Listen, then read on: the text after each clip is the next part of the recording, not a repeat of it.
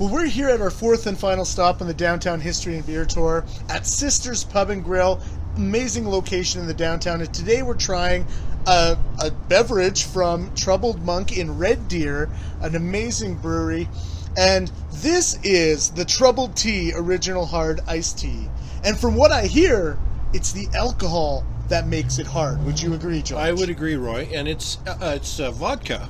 And I think one of the things that a lot of the breweries and distilleries did, particularly during the pandemic, to kind of keep their heads above water was to diversify. And I think Troubled Monk was one of those.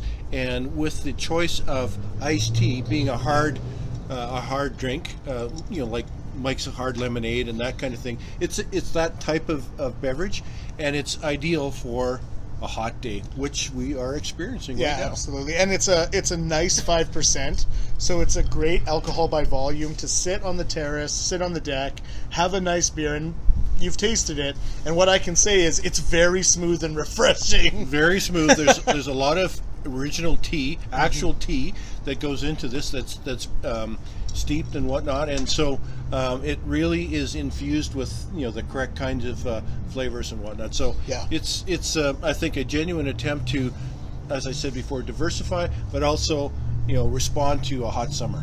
Yeah, absolutely. And I think for those that are on the Downtown History and Beer Tour this time around will particularly appreciate this, because it adds a lot of diversity when we talk about alcohol consumption on a hot day.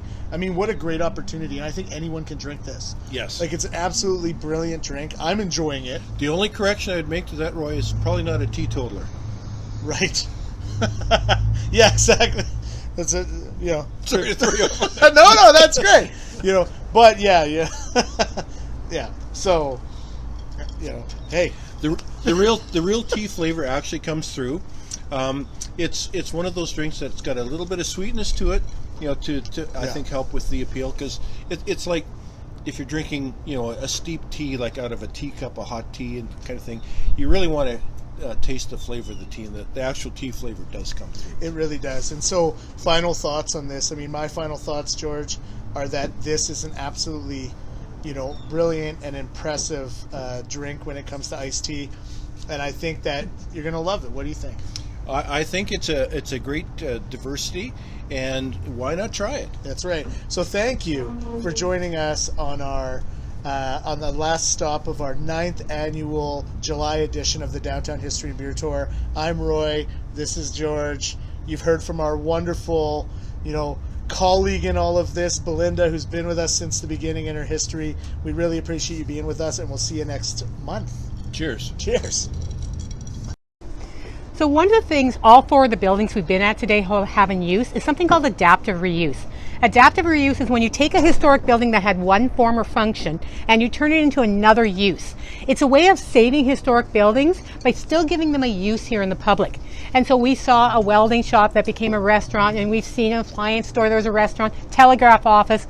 Well, one of the beautiful things is many of these buildings, the ambiance, the name, something gives you a hint. When you walked through this building, you probably got a clue what this was. This was built originally as a garage. And so this building was built in 1957. And in 1958, Vic's Shell Service opened here. And it was a perfect location. 3rd Avenue was Highway 3. And 9th Street, as it ran north, was also part of Highway 3, and they all connected, both of them connected up to take you west to Fort Macleod. So it was on a major corner and a great place for people coming to Lethbridge to get gas.